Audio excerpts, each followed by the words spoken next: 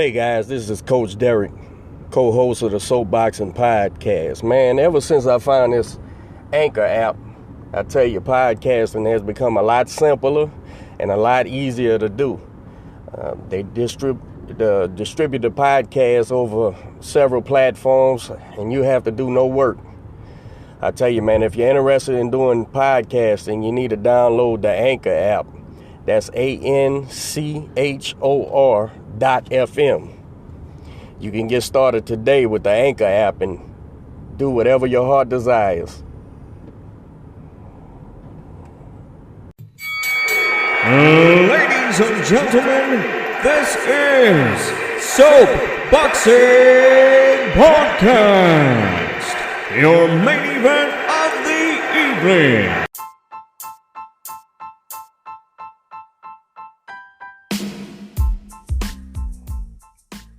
Hey guys, this is Coach Derek. I want to give a shout out to our new sponsor, Pueblo Boxing. Y'all be sure to check out Pueblo Boxing. They have unique and high quality boxing gear and novelty gifts. You can find the gear at soloboxing.com. That's SOLO boxing.com. Check it out, man. They do quality work.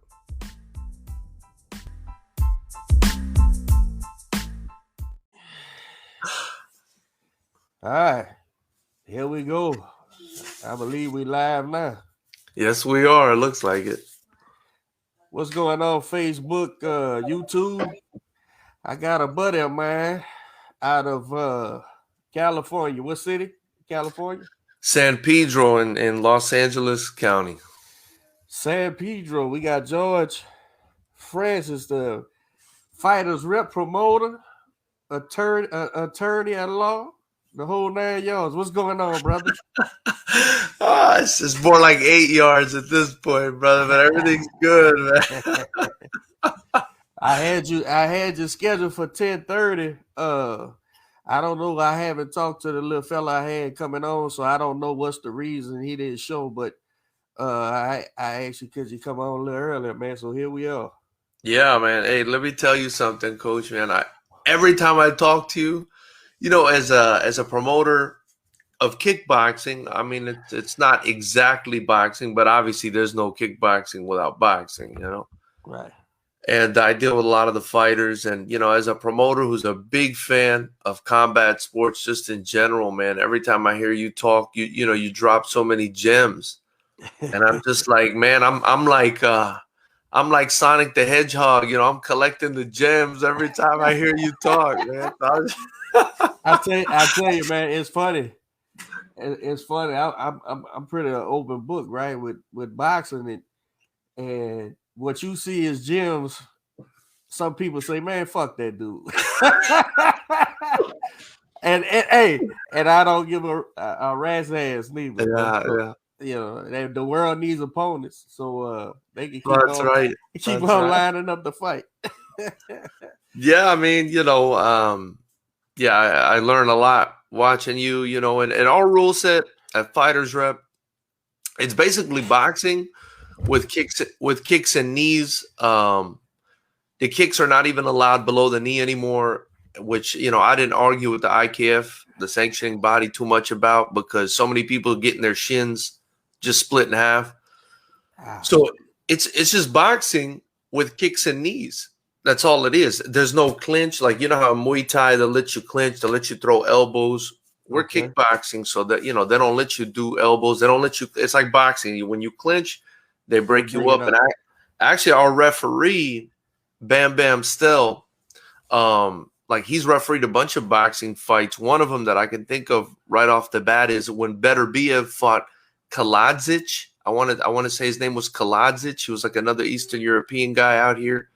And you know, Bam stopped the fight in that. He's our referee in every fight. So it's like boxing with kicks and knees, basically. So I remember, you know, I don't know too much. I don't go too much out of my realm as far as knowing what the fuck's going on in a fight. But if it's a fight, I'm gonna watch it, right? And I remember in the early, what was this? Maybe early 2000s, maybe late 90s.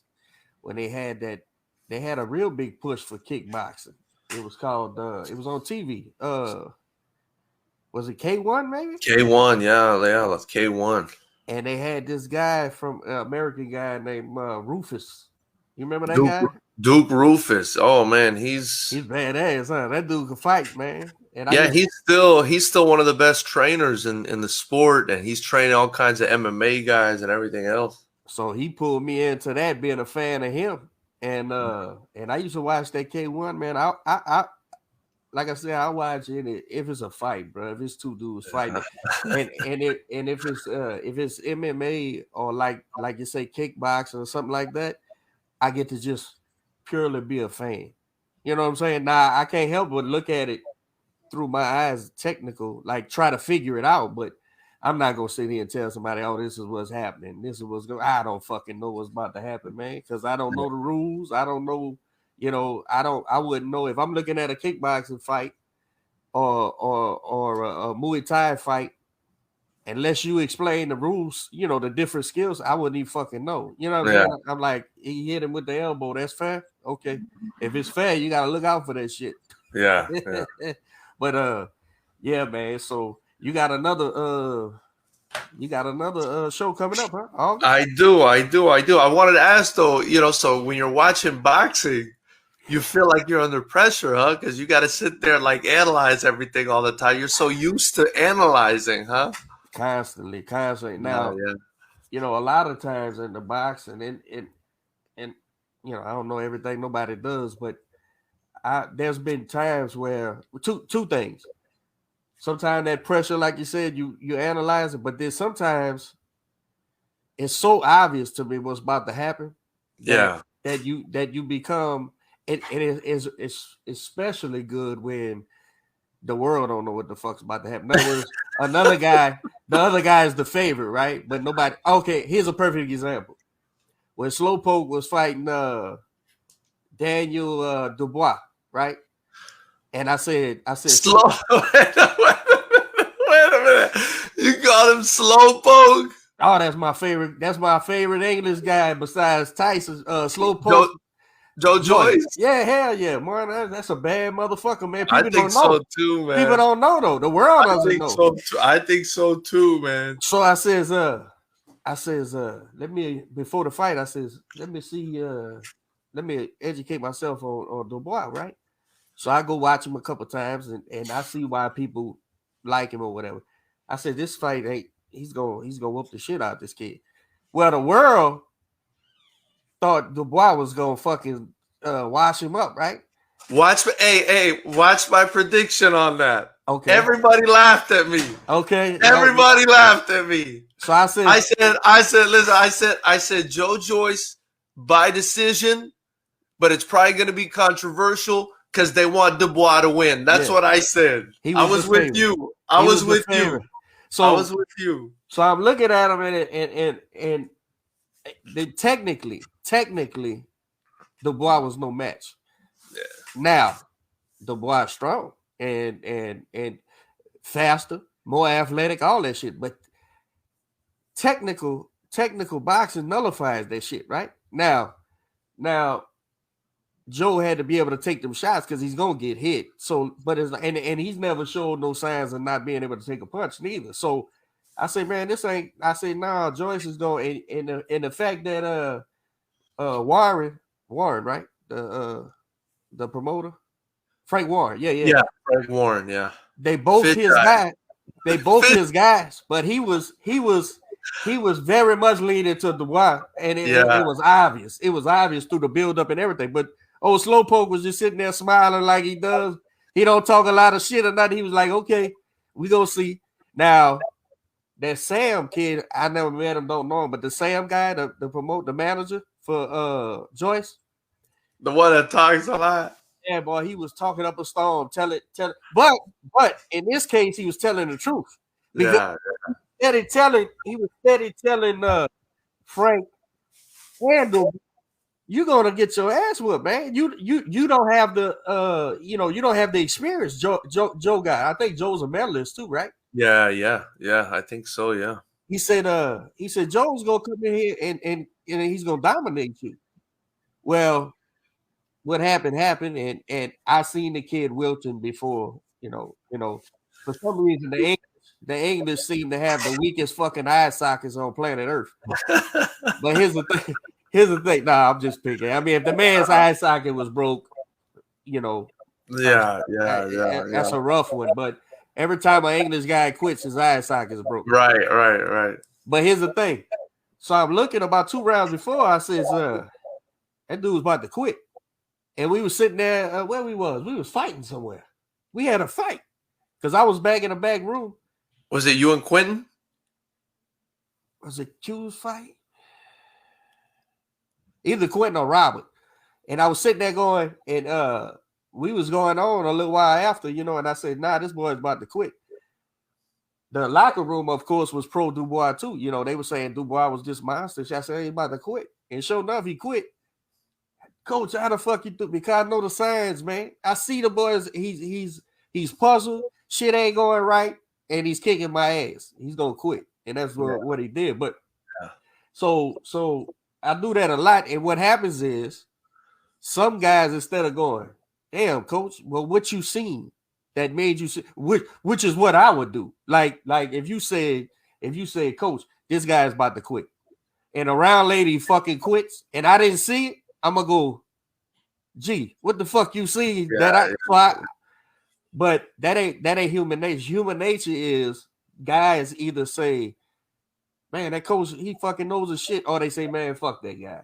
Fuck him. He thinks he knows something.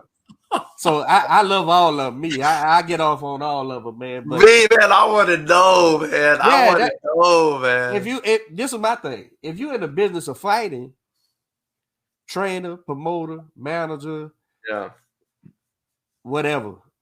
What don't you want to fucking know? That is it serves you a better purpose, right? But yeah, man. So but back to that, if it's a fight, bro, I'm watching it, man. If it's an MMA fight, like I'm probably gonna look at what you call them tonight. Even though you know. That tough guy shit don't get me, man. When you done quit several times and you done lost several times, you sitting there talking about I'm gonna kill him and all that, man. You ain't killed nobody in about 4 or 5 fights, man. What the fuck you talking about? You gotta win. You mean Connor? Yeah, man. Just try to win, bro. If you gonna win, that's something different. I wanted to ask you about that because you know Poirier is a young man from Louisiana, man. He's a Louisianimal, man. How do you feel about Poirier, man? I just found that out yesterday. I didn't know. He's a nasty dude. That's a nasty dude, man. I watched their first fight, and here's my thing. I was watching, and basically how I would explain what I seen was Poirier was able to withstand Connor's punches till Connor ran out of gas, and then he just hooked him, beat him up. All right, beat him up when he was out of gas. So it ain't like the Poirier kid outskilled him or anything, but it ain't that kind of battery goes. I read sometime he said he don't run and shit. What the fuck you mean you don't run, man? See, that's a problem, man. This is one thing with MMA, man, that gets me, and you can help me out with this one. There's a lot of hocus pocus and shit in MMA, bro. And I think it's because it's such a young sport. I remember when that shit started, like 93 or 4 or some shit like that. Yeah. And I remember because my partner who fought light heavyweight, he had about 30, 40 fights. I remember him coming to the house with a VCR tape. Watch this shit, bro. I was like, what's this, man? No weight class, anything goes. You just can't hit them in the nuts. Yeah. And I was like, well, I thought I had something special. I popped it in, and it was amusing and shit. I was like, but fuck, this is like this is like a free fall, or whatever, right? Well, that was the beginning, and then throughout time. But man, it's a lot of people. Like when I sit here and go, and I say this personally, you know, I don't care about publicly either, but when I hear people say like Bruce Lee and shit, like I'm like, dude, this is y'all fighting, bro. Motherfuckers really can get knocked the fuck out, man. And you believe all that type of shit, man? You know what I'm saying? It's like I don't get it, bro. I don't get it. So I'm like instead of evolving. When I hear this, what I hear when I hear Conor McGregor, and I'm Irish, so I was on the Conor McGregor thing for a while, right? And I think it's a testament to his popularity, how he can still sell a fight, and been ass whipped 6 ways from Sunday, knocked out, tapped out, every fucking thing. So he's a hell of a promoter, self-promoter, and all that. But when I heard Conor McGregor say that same shit that similar to Deontay Wilder, if I believe it, achieve it, receive it, you know, that hocus pocus shit, I'm like, dude, this guy's gonna punch you in the fucking mouth, and no amount of hoping that you go win is gonna work, man. I don't get that shit, bro. I don't get it at all, man. And so but I'll probably watch it because I want to see do he fucking get knocked out again, or do we do something about it? But this time, I'm rooting for the other guy. I ain't never really rooted against him, but now I'm rooting against his fucking ass. Like, I picked, with my novice understanding, I picked Khabib to beat him because I don't know shit from Sugar, but every kind of fight, Khabib was on the undercard, bro. And Khabib was grabbing these motherfuckers and throwing them down, and that was it. Yeah. And so once I seen Conor like run out of gas a couple of times, I said, well, that white boy Muslim go grab him, throw him on the ground, and tie his ass up, and he's fucked. Yeah. And that's basically what happened. And so I still was rooting for Conor, but then I didn't think he would win. Yeah. But now I'm like, man, I don't even believe that shit you selling now, man. You get up there talking all that crazy shit, man. I don't believe that shit at all, bro. I just hope the other kid, because from what I can see, the other kid wasn't very. You would have a better opinion than me. I thought he won because he was tougher and he was still trying when kind of ran out of gas or whatever. So it wasn't like I think he's hellified skilled. But guess what? Guess what? When a man outwills you and you done hit him with your best shit, when you hit him with your best shit again and he don't go nowhere, that's tough. Yeah, man. You start saying, fuck, what do I do now? What do I do now? Yeah, so I don't know what the fuck's gonna happen. Don't care, but I'm rooting for the Louisiana boy, man. Yeah. I think it's gonna be a good fight. You know, I think the first fight Conor knocked him out. He knocked him out. I didn't even know that. Yeah, this is going to be their rubber match. So the first fight, Conor knocked him out. But, it was one of those equilibrium shots, like. At the temple or top of the head? Yeah, something like that. The first round, kid fell right on his face. Shit. Back when he was young, though, didn't know how to didn't have the mental game tight like he has it now. Now Poirier fought Khabib. Poirier fought everybody. He's proven. He's proven. Yeah, he's figured himself out.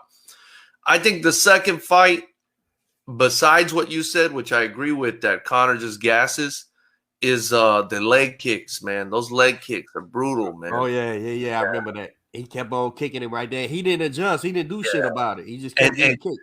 And, Coach, there's not much. I mean, what you can do about it is they call it checking the leg kick, which is like, you kind of raise your leg and turn it at an angle so your shin becomes a shield, which is not fun. Yeah, or you like turn your leg so your shin's a shield. But listen, if a dude's been working Muay Thai and kickboxing his whole life, that shin calcifies. It turns into a damn crowbar. You know what I mean? Right. And you go shin to shin with the wrong guy, and it's your life. It's your life. I done seen the highlights of them snaps. Yeah. Snap like that. Man, that sucks, man. Yeah, so I think Poirier, he's got some decent. I thought of you. As I was watching the lead up. I'm going to tell you why. So first off, he's from Louisiana, and they say he's got good boxing, and he's got good boxing for an MMA guy, I guess, but he doesn't have good boxing for a boxing. In general, yeah. Right. I've never seen that. I was told McGregor was some great boxer. He's not even almost. But I digress. Yeah. Go ahead. Yeah, so I was thinking to myself, like, so I was in South Florida before I came out here to California. You know, I'm a Florida boy. Right. And I was in Deerfield Beach, which is right next to American Top Team and all these gyms or whatever. And Stacy McKinley, you know, Stacy McKinley, Tyson's old coach, he still coaches Yeah. a bunch of these guys. I don't know him. I know who you're talking about. Yeah, yeah. So I would go to the gym just to hang out, do interviews, do a little exercise or whatever. And I saw Dia Davis, which is Howard Davis. Remember Howard Davis? Yeah, Howard. I don't know who's up. Yeah. Well, it's his son. It's his son. Okay. And I guess, you know, he took after his father a little bit and did some boxing or whatnot and has his professional fights. He was an okay fighter. And he's kind of the guy who's training Poirier. You know what I mean? Uh-huh. And, you know, Poirier, Louisiana guy, you know, I think from Lafayette or something. And then he goes out to, you know, where I was at, Deerfield Beach, to go train boxing and MMA at American Top Team stuff. But I always felt like, man, I got to message this guy and tell him, just go home, bro. Just go see Coach Collinsworth, man. Go see him, man. Like, supplement your training. Yeah, man. With somebody who really knows his shit, you know what I mean? But I'm sure Dia Davis knows his stuff too. But you know, yeah. I had one foray into the mixed martial arts world. There's a guy named Daniel Duran, okay, and he was involved in the kung fu. You know, that stuff's almost like a religion, more so than just more so than the fighting part, right? And so I forget how I first met him, but great fucking guy. So we started talking, and he has a nonprofit. They feed the homeless and shit. Great guy, bro. This guy is ridiculous, bro. This guy is like a fucking monk. So he says, Coach, he says, I'm going to do some amateur MMA fights. And I said, really? Now, I don't know if people know, you know, kung fu, which is the Bruce Lee shit, right? That's his shit. Yeah. So I was like, well, what you gonna do? He said, I'm gonna get a wrestling coach to come over here to the school, because they had whatever the kung fu word is for school, you know, the gym. Yeah. He said, but I would love it if you had helped me box, punch. And I'm like, oh, really? Nah. I said, there's no way in hell I won't help you. You my guy. Yeah. So he said, great. So he starts training, bro. And he's doing the wrestling and shit, and he's kicking. And I'm talking about he's training. He's really gonna fight. So he starts coming to the gym. This is maybe 10 years ago. And he'll probably see this thing and comment. And so I start training him, and I start telling him about distance and range for boxing. And I told him how I would fight a kicking guy. I would just adjust my distance and range for the length of his kicking rather than his punching, right? Because you got the punching part. Once you understand distance and range for boxing, you just adjust for the feet. That was my thinking. So we trained, bro. And he went down and fought for another thing. The profession, you probably know this. I didn't know. Amateur MMA and pro MMA is the same shit, really. It's just like they don't got no glove. I mean, they ain't got no headgear and shit. It's not you know, it's not like my world at all. Yeah, yeah. So he goes out there and fights, fucking knocks the kid out. Wow, man. A kung fu guy, bro. So he's like, man, I like that shit. So he gets another one. Fucking submits the guy. Gets another one. I think he submits. I may be confusing. This is 10 years ago. I may be confusing the outcomes, but I know he went 3-0. Yeah. And then he was like, that's enough for me. He was damn near 40 then. 37, 38. Wow. So he left where I'm at over here on the west side of Houston, and he went back to where he's from in the Valley in Texas, and opened up another another kung fu place. And I know they do MMA there. He does the traditional kung fu and everything. But that was my only foray into teaching a MMA guy how to box. Yeah. And it was actually a fucking kung fu guy. So it wasn't even traditional striking. You know, it wasn't like like you say, a Muay Thai or a kickboxer. Or kickboxer, yeah. Nothing like that. That's interesting, man. That's interesting. Now, back door to about 98, 99.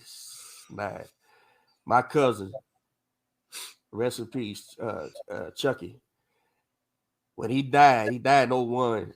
He was 10-0 with 8 knockouts, right? And we did a fight.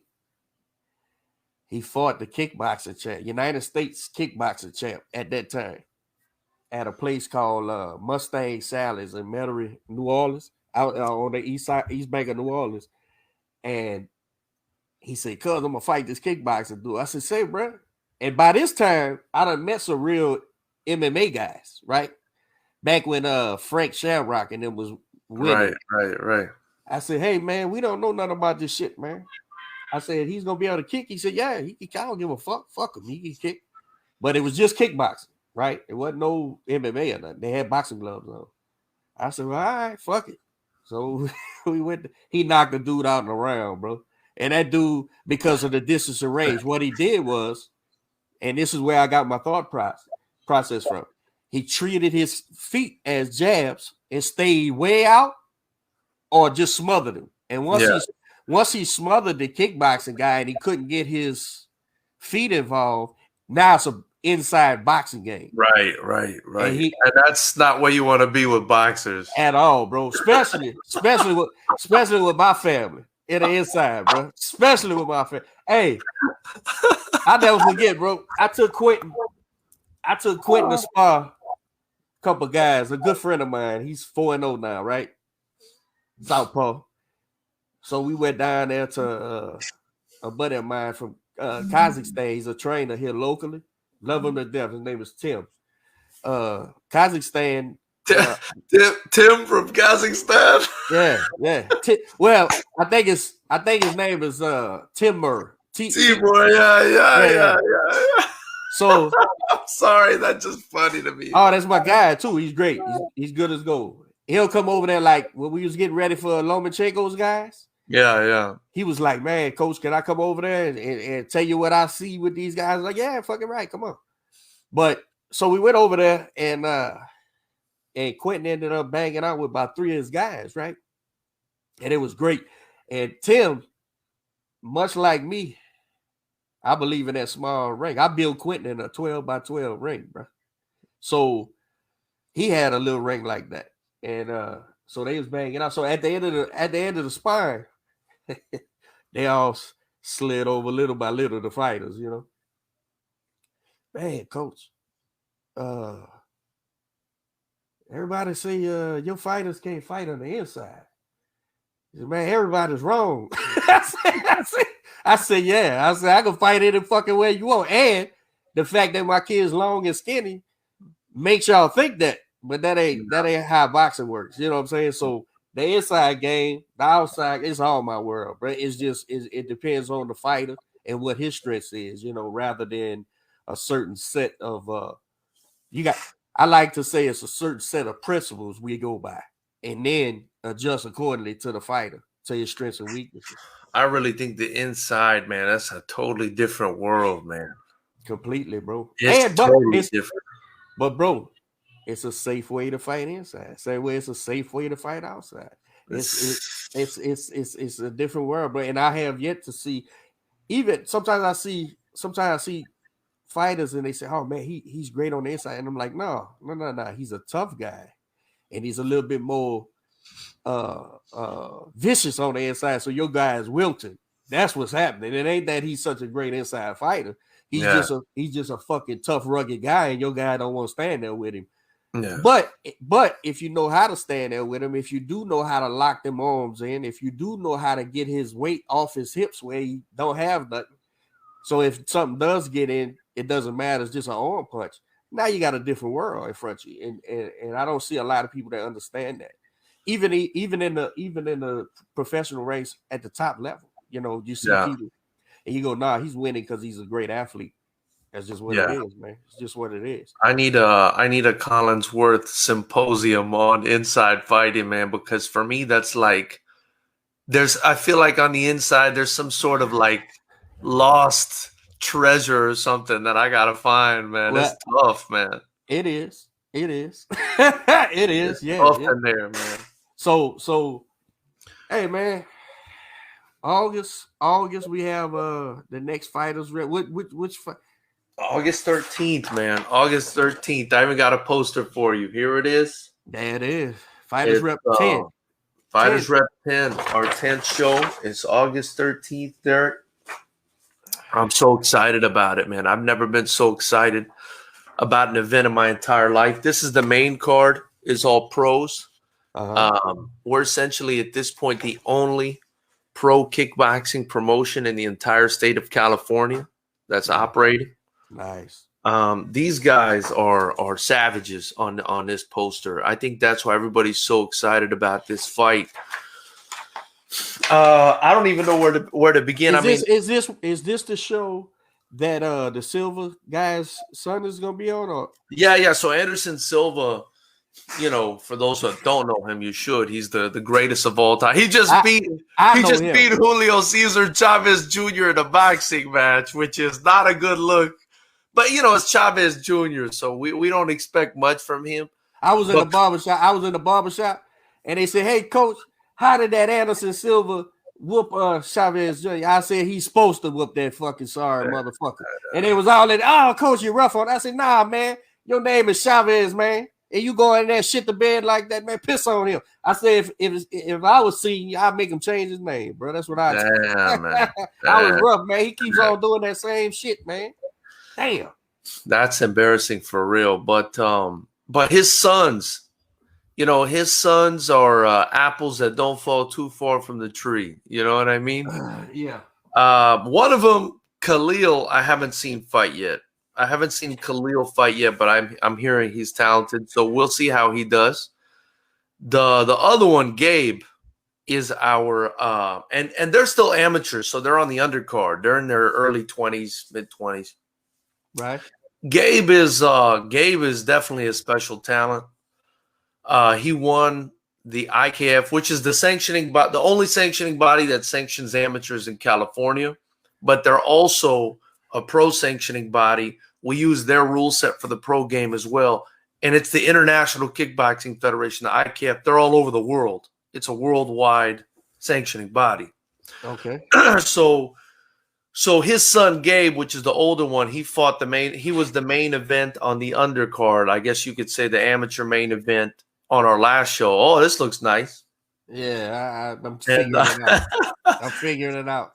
It looks good. And man, I put him in there against a very tough kid named Christian Williams. I mean, coach, this is a kid who, you know, and I don't even feel good talking about it, laid some kid out at one of our shows, and the kid started seizing in the ring. I mean, this kid is kid's a real, I mean, and we're talking two kids that him and Gabe came in at 160, and they're both, I mean, I'm 6'2", 6'3". I mean, they were right there with me. I mean, he's a big boys, big 160 pounders. You know what I mean?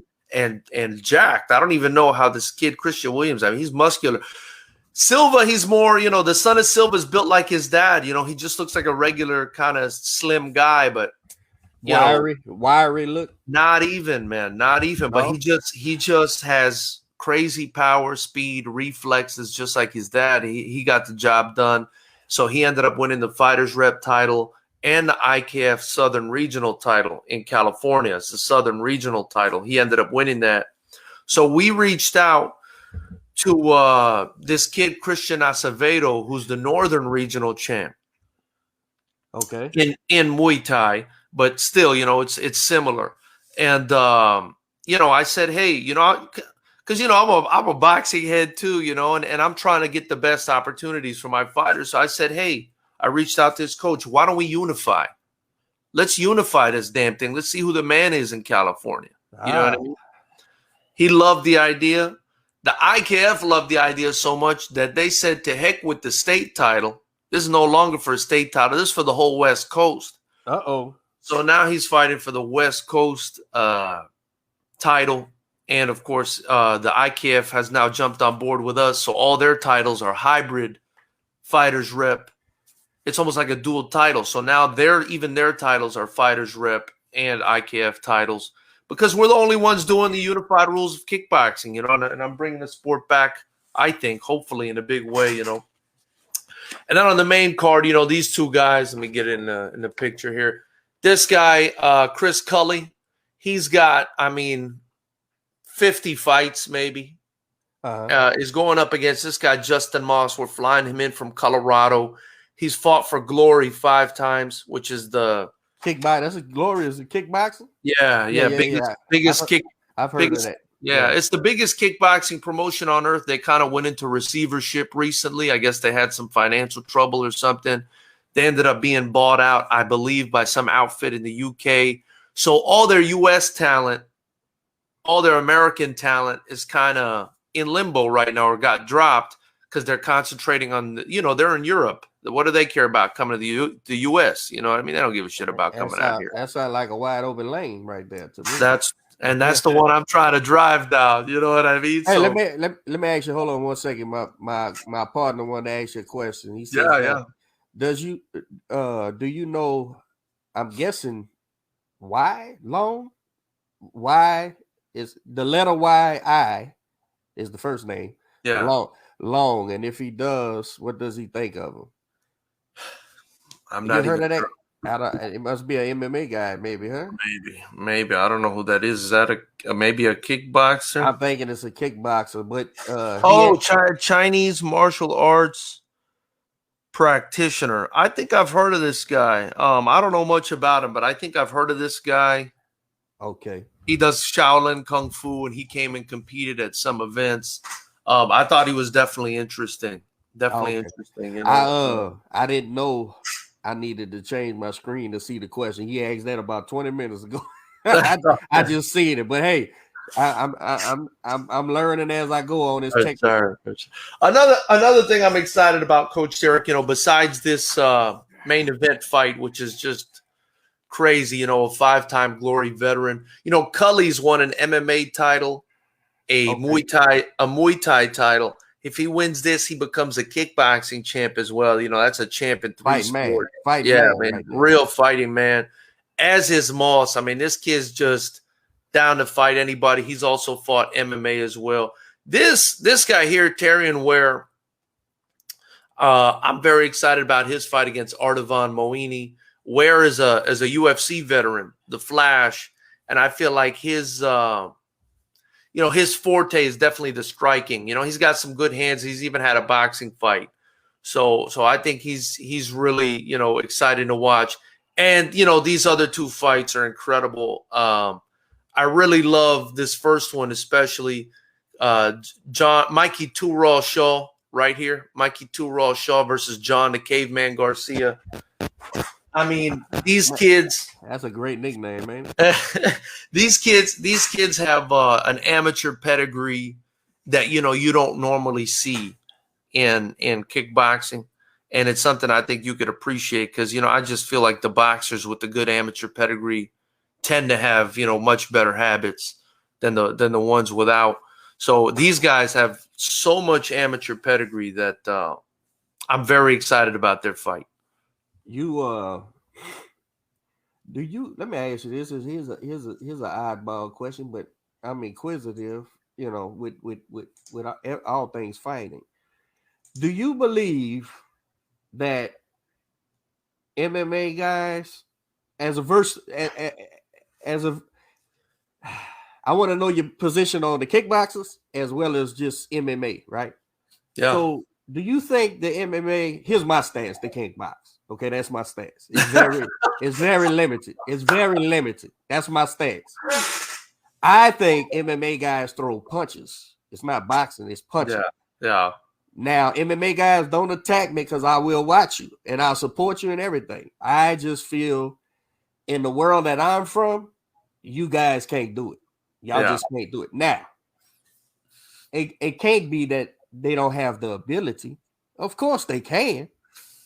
Why can't MMA guys box? Or do you think they can box? Or is it too much? Is it so much shit going on that they can't focus on boxing, just boxing, so you can't master it, I guess you would say.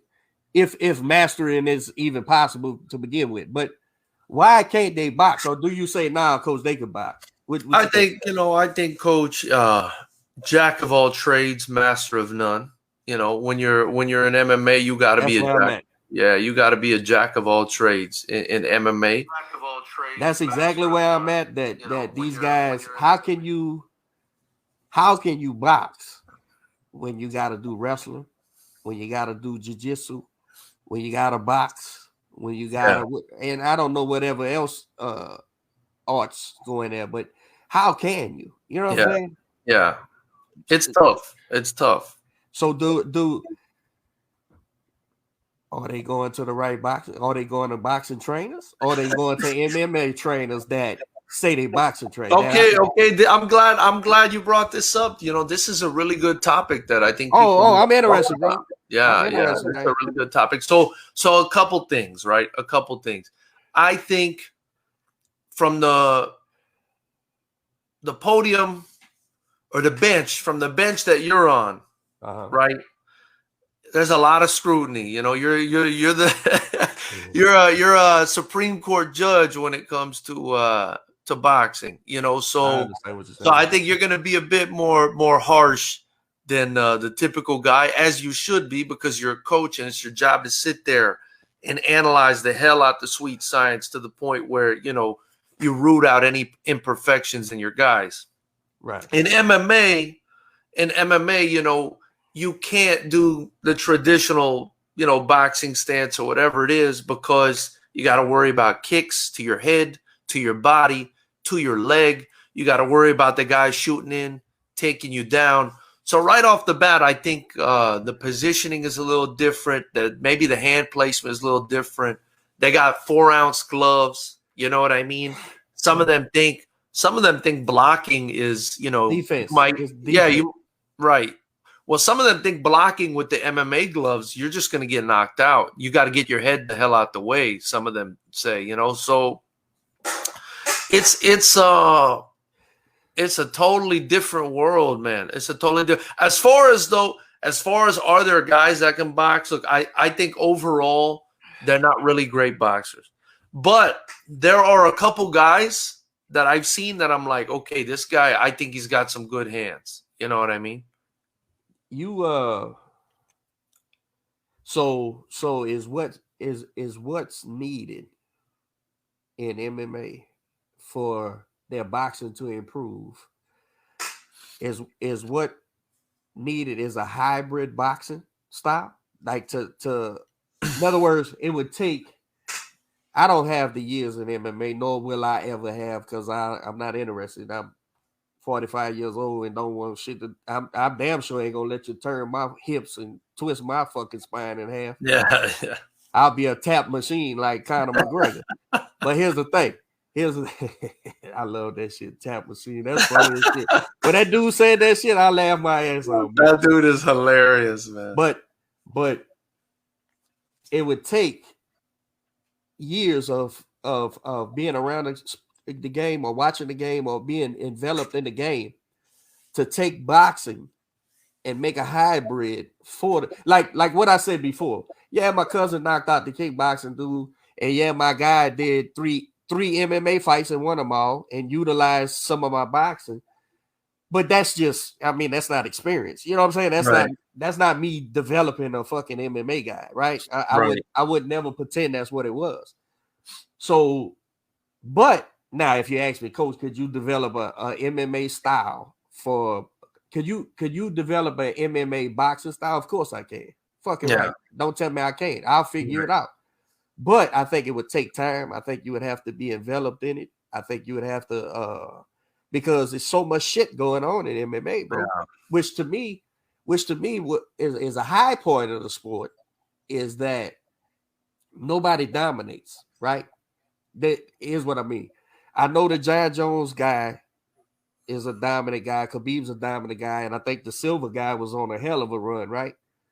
But they all get beat at some point. I think Khabib retired, right? Yeah. All right, so he's never been beat, right? No. And the John Jones guy has never really been beat, right? Neither. Yeah. So they might be the watermark, I guess, for undefeatedness, which don't mean shit to me. Undefeatedness, you know, Joe Louis lost and Ray Robinson lost. So, but I think it would take a guy, a boxing guy, but then it's got to be a boxing guy who knows what the fuck he's doing too, not a mid guy. You know what I'm saying? Yeah. To develop. The reason that I love you bring this up, and it's come up a few times on our channel in like the past week or two, man, is especially in MMA, right? And we're a kickboxing promotion, so whatever MMA wants to do, they can do, man. They can do whatever they want. Good for them. But one thing, okay, so usually MMA guys, for striking, they bring in a Muay Thai or a kickboxing coach, right? Some of them have a boxing coach, right? Right. But the problem that I'm seeing in MMA is, so they've got a coach in jiu-jitsu, and the guy's a black belt, and he's a high-level coach in jiu-jitsu, and nobody can tap him. Then they've got a coach in wrestling, and this guy was a NCAA champ, or made it to the Olympics, or whatever the hell it was, and just an incredible wrestler, right? Then they want to hire a striking coach, which is their lowest priority, because I believe they've been kind of conditioned. Right, into thinking that boxing is punching. That's all it is. It is punching. Right. So, and if I'm good on the ground, I'll be fine. So they bring in some taxi driver to teach them how to strike. Usually, you know what I mean. Who had 20 fights maybe and lost fucking 11 of them. He's the boxing coach now. Bro, let me tell you something. I've walked in and seen some high level schools where the guys never fought, bro. Dumpster Jews. The guy's never amateur, nothing. He's never fought. And I said to myself, what is going on here? Why would they not hire somebody with some real fight? I mean, I think if you're going to teach MMA people how to fight, especially when it comes to striking, especially when it comes to boxing, kickboxing, or whatever, you should have had at least a few pro fights, man. Come on, Here's the problem that I see with that, and to me, it's almost like the conservative position is to say, man, if you're gonna have a guy teaching boxing, whatever, he needs to have done it, right? Because it's like covering your bases, right? But then you look at guys like Custom Mata, Angelo Dundee, all these guys who never fought nothing. But I think here's the variant though with those guys, right? Those guys been around. Those guys was in the gyms. Those guys was learning from the best in the business. Yeah. So I'm not gonna say that a guy has to have fought, but a guy has to have fucking experience. Now, would it be nice to know they've been hitting the fucking nose, or nice to know that they've been around long enough that they see the signs that a fight should be stopped, that his kid can't win, and he's getting beat up bad, so the chances of him winning is ill and none. So let's stop the fight. Yeah, that's why. And that's why I'm so hard on the pretenders, G, is because in the amateurs, long before the professional ranks, in the amateurs, I watch kids get the shit beat out of them. I watch kids. It's basically who could take the most abuse is the guy who's going to win. And thankfully, in the golf here, in our golf association for the thankfully, I'll say this about our refs. They let the kids fight who are experienced, right? They'll give them the benefit of the doubt. If it's two open guys, and maybe he got a standing 8 or whatever, that coach is going to do the best he can. I mean, that ref is doing the best he can to let the fight continue as long as he wants to fight. But they don't do that with the green kids. The kids with 0 fights, novice, all comers and shit. Smart, yeah. 2 standing 8s. You out of here. Yeah. Which is I think imperative. I agree. Yeah. I think that's smart because too many coaches. Hey man, if it's no different than football, basketball, baseball, the daddy coaches that's really just in it because they sons doing it and they watch football on Sunday. So they say they're a football coach. Well, when that kid gets around real football players who's been coached by real football coaches, he's got to play catch up. And it's the same thing with boxing, except the object of our sport, like kickboxing, is to render this motherfucker unconscious if possible. Yeah. If possible, so I can go home. And we can't play with that, man. We can't play with that shit, bro, because by the time a kid is a certain, let's say, I don't know about kickboxing and tell me at any point, but say around 12, 13 years old, the kids start having to make weight, right? Like really make weight. Some kids got to go run before the weigh-in and shit, trying to sweat out. When you deplete that kid's hydration, it makes him less pervious to headshots, trauma, right? Yeah. Because he's dehydrated. Right. The same way you're fucking when you're dehydrated, your shit don't work. Your kidneys, all that shit ain't working now. So you go on in there, and so I watch these coaches and they run these kids to death and make them they in a sweatsuit and all this old shit, and then they get on the scale dead, and then they got to fight because in the amateurs you fighting that day, right? You fighting later on that day, and like that's I'd rather the kid fight at his walk around weight than that shit. You know what I'm saying? Yeah. They're trying to get an advantage for this amateur shit, but I'm sure there's buku amateur coaches that don't agree with me, and it wouldn't be the first time. But this is the thing. Head trauma, man. You don't never get that shit back, man. When you get hurt,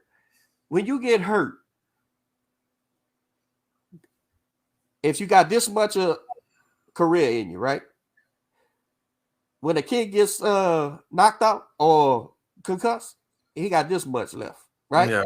This much left. And sometimes one concussion, now he got this much left. Yeah, it's just it's all random, bro. So I like the golf down here that does it, but I don't know how the MMA. I don't know how I keep saying MMA. I guess that's just the going fucking slang, I guess. But I don't know how to kickbox. Does kickboxing have amateur for kids? Like kids are competing? Yeah. So I'm basically resuscitating a dead sport, right? You mentioned earlier the kickboxing was pretty hot in the 80s and 90s. It got a bit of a push.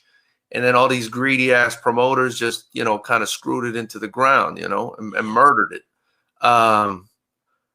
So, I'm kind of starting a new, fresh, rising from the ashes kind of thing, Right. And I've decided that, besides the pro fights on the main card, we're going to have amateurs on the undercard. High level amateurs, though. I'm not doing kids myself. I'm only going 18 and above. Okay. Because the rules for the kids are totally different. But it's the same thing with MMA and, with kickboxing here. Yeah, I mean, these guys are, starving themselves to death and not, they're dehydrating themselves. So what they've done in California, which is a bit different, and, I'm not too against it, is if you're going to come in, because they're going to weigh you again the day of the fight. And if you come in over 10% heavier than what you weighed in, they're liable to just suspend you and cancel your fight. Oh. Yeah. So if you're a 140 pounder, normally, and, you cut down to, what is it, 126 or whatever, that's 14 pounds. You better not be over 140 when you come through on fight day. You know what I mean?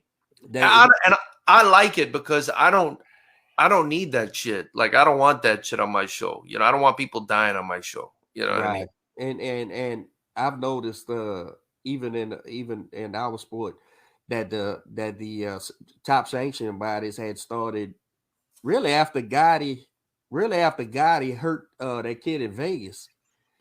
Remember that? He turned that kid into like a vegetable or something, huh? Yeah. Came in 30 pounds bigger the next day or whatever. But I know some sanctioning bodies, I've seen it since then, really, depending on the fights, I guess, and depending on the opponent's people who got sense enough to add it. You know, they have the, you know, you can't come in 20, no bigger than 15, 20 pounds, you know. Yeah.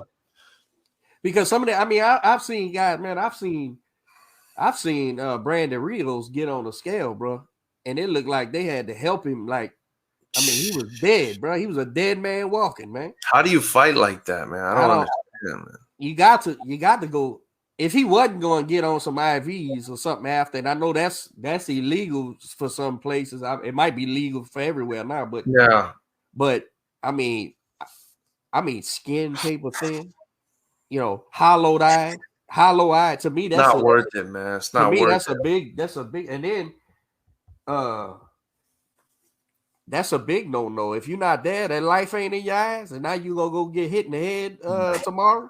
Man, that's just scares the shit out of me. And then another cool thing, and you know, I do the amateurs followed by the pros because I need to build the amateurs. I need to do it. You know, I need to do it. 100%. So, because otherwise, I'm going to have nobody to fight in the future.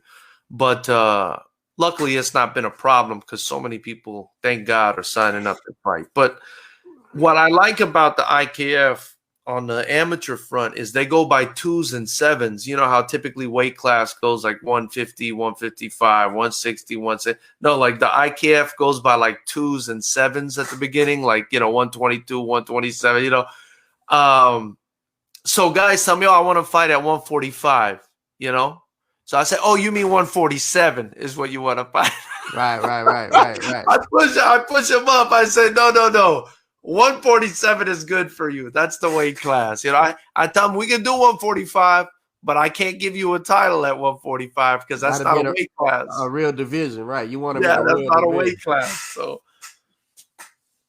but yeah, I enjoy watching that kickboxing, man. So I would love to see it jump back because it was fun fights, man. Now, wait a minute. Now, this is what I was leading to. Kickboxing. How's their boxing? Because what I remember from watching the Rufus guy and all, he could fight. He was a real boxer.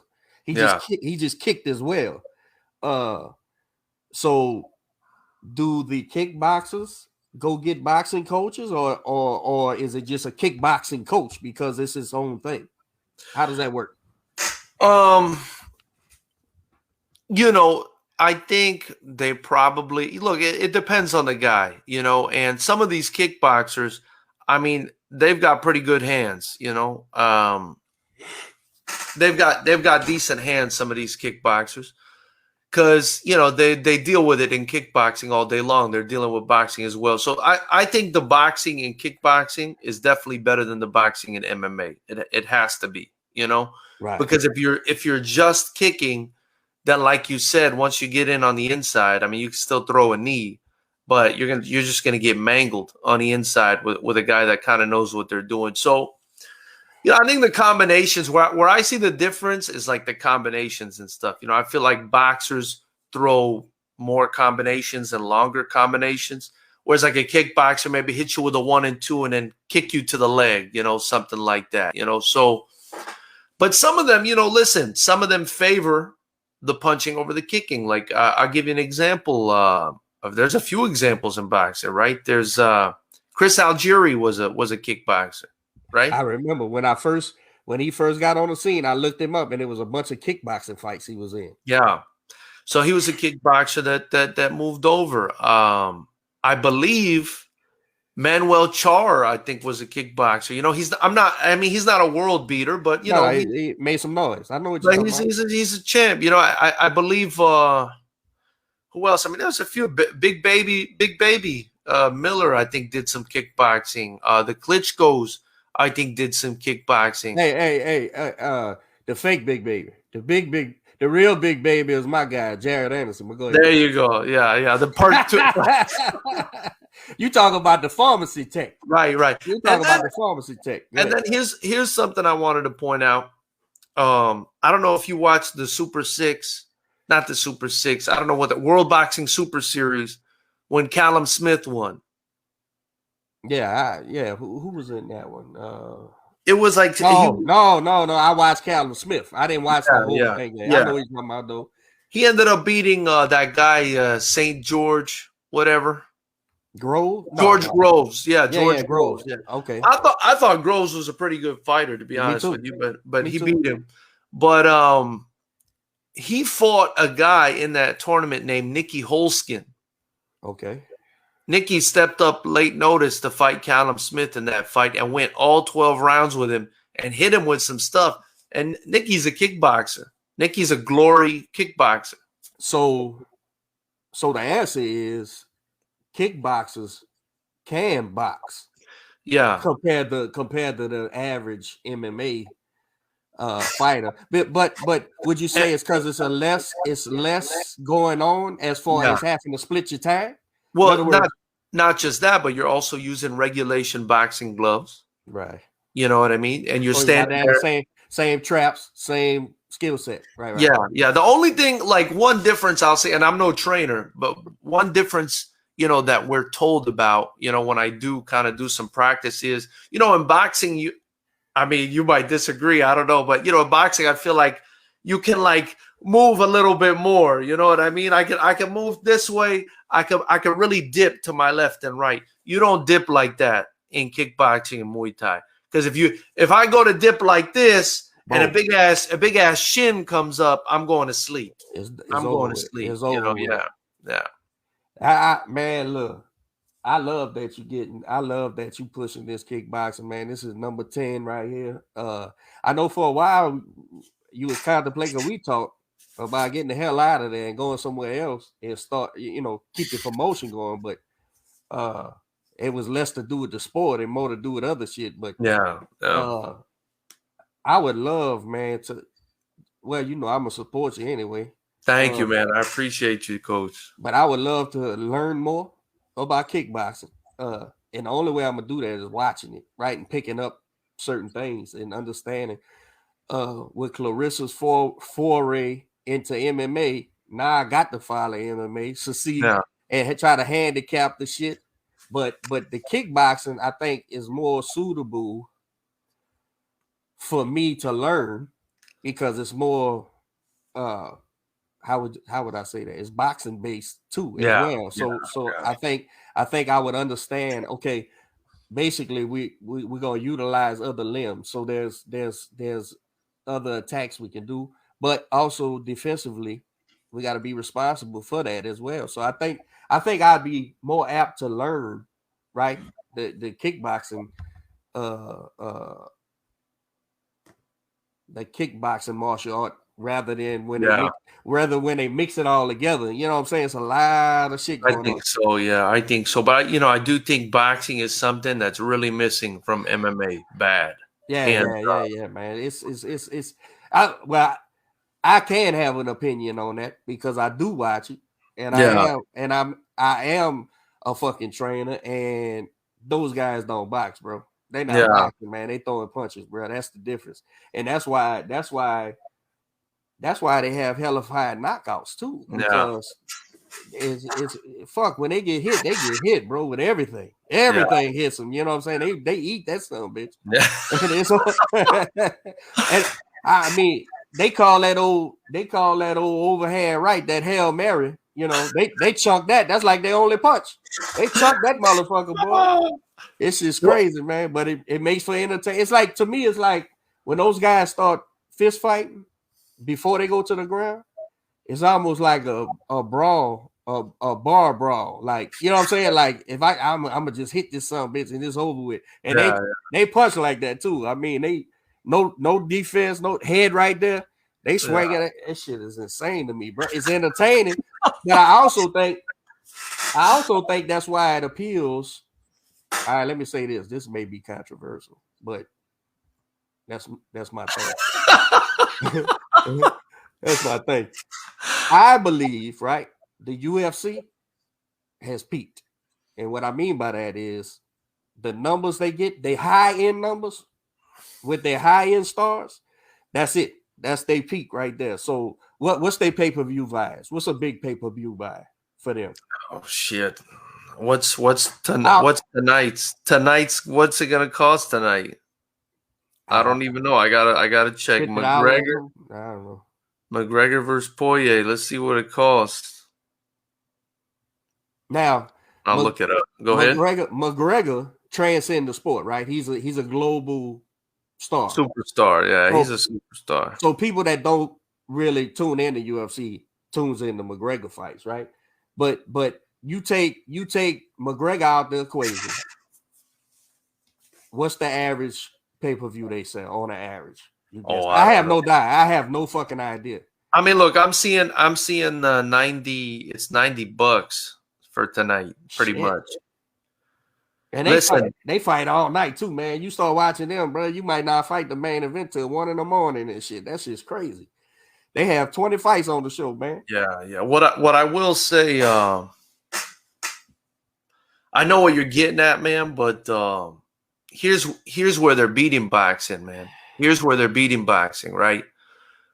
Those cards are stacked, man. Yeah, those cards are stacked. It's not one fight and a bunch of tomatoes underneath, and they actually give a fuck about the fighters underneath to build them up. Like, you remember how annoyed I was. I mean, this has nothing to do with you. This is me being annoyed when I didn't even get to see Quentin's fight on Triller. I mean, that's bullshit to me. I want to get to know these guys, and that's one thing that the UFC does better than anybody, Coach Derek. And they're selling a lot of pay-per-views, I think, because it's not just Conor and Poirier. It's them, but it's everyone else underneath that's really getting a pretty good push, man. So you get a bang for your buck is what you're saying. You get all the fight. You get so many fights. But you get bangs for your buck, man. Before I forget the point I was making. So here's my thing. Here's what I think the appeal is to it. I think the average sports fan, right, watches a UFC match. Let's say no stars are involved, just solid pros. Yeah. I think the average Joe Schmo goes, whether he can or can't, doesn't matter. I'm telling you what they think. Oh, I could do that shit. You know what I'm saying? I could grab that motherfucker and grab him. Or, I can land a big old Hail Mary. And I think that's the appeal to it. While I think it's buku skills going on, I'm not saying I don't think they're skilled. I think they skilled as shit with what they got to do. Yeah. But I think the average, beer drinking, American flag T-shirt waving motherfuckers gonna say, I can do that shit. Yeah. And I think that's the appeal. Whereas a drunk may say he could have got in there with fucking Manny Pacquiao, but that's because he's drunk. But the average motherfucker goes, I ain't going nowhere near that motherfucker. You know what I'm saying? So I think that's what it is. When I say peaked, I don't mean it's done by no means. That ain't what I'm saying. I'm saying like UFC is what it is. Like, to me, fighters rep promotions, right? You are nowhere near where you gonna end up, bro. Nowhere. Nowhere. I don't think I am either. Thank you, man. long as you do the work. Yeah. Right? Long as you keep it going, long as you do the work. Keep and put good product out and actually, like you were saying earlier about your matches and shit, right? Long as you keep a certain level of what's the word I'm looking for? You have a basis that you try to put out, and you keep on, and you keep pushing. Where I think UFC, depending on the star, they may sell 1 million pay-per-views on a star, on a Conor McGregor, right? But I think this is what you get. Their format is you're gonna get 20 fights on a show, and you got the guys. Their average fan goes, I could do that shit, man. I like this guy, whatever. Now, here's the pros to that. MMA fans are loyal, right? So what I'm saying is, it don't matter if they guy gets drugged or one punch knocked out. They gonna tune in the next week. The next fight he's gonna do. They gonna show up and go, "That's my guy, man. What you mean?" But MMA conditioned their fans to be loyal. MMA conditioned their fans to understand the reality of a man's world, right? The reality of a man's world, of a gentleman's world, where if I go into a fight with somebody, I could lose, and that's okay. And you don't ditch me because I lost, because that's not what a normal person does. And they don't manufacture records, which, that's my problem with boxing, Coach Derek. I got a big problem with boxing. I got a big problem. I love boxing so much. I know so much. But they take a kid that shows some talent. They fly him to the Dominican Republic. He beats the shit out of 10 or 15 kids that have no shot. Right. They bring him back. They sell him to a promoter. Or on the West Coast, they fly him to Tijuana. He beats the living shit out of some kids that, trying to live their dream, 15, 20 kids, or they go out to New Zealand, wherever they do it. They bring them. You're manufacturing a record. You're insulting people's intelligence, right? You're bringing them up to the big stage, and sometimes it's blowing up in your face. Like, like Deontay Wilder's. I think Deontay Wilder's a prime example. I mean, who the hell did he fight? Who in the hell did he fight before he stepped in there with Tyson Fury? I mean, what the hell kind of career trajectory is that? These guys in the UFC, they're having it rough the entire way up, and people relate to that more. You can't insult people's intelligence over and over and over again. And this obsession, it's an unhealthy obsession with the undefeated record in boxing, man. And I kind of blame Floyd Mayweather for it a little bit. As much as I think he's a technical genius and I love what he does as far as the technique goes, I mean, I could watch him all day. That mentality, for me, I'm just being honest, people might hate me for saying this, that somebody's, has to preserve their undefeated record forever. I think it's ruining the sport of boxing. I think it ruined the sport of boxing to an extent. And I think the model is so broken. The only thing holding it together are major stars like Canelo Alvarez and, maybe like AJ over to the UK. I mean, there's no structure. It's just like it's just crazy. Let me get this in, and then I got some remarks with that. Coach Jaime Martinez, this is my partner, man. We've been together 10 years, bro. Great boxing trainer. I have him in my corners and everything. This is my guy from right here in Houston. He said, is your show's going to be televised, and how can we catch it if we want to tune in? After seeing this interview, I would like to check it out.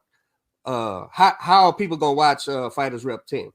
Absolutely. So Fighters Rep will be on fightersrep.com. What you do is, if you want to buy tickets, they're there. If you want to tune in to watch the live stream, it's there. All you got to do to watch the live stream is join our YouTube channel. When you go to fightersrep.com, it'll send you straight to the link to join the YouTube channel, or you could just do it through YouTube. It's $9.99. It's a subscription model, so it's $9.99 a month, but you could just pay the $9.99, watch the fight, and cancel right after. And, it's not going to charge you again. I'm charging $9.99 because I feel like at the very least, this card is worth that. You know what I mean? And listen.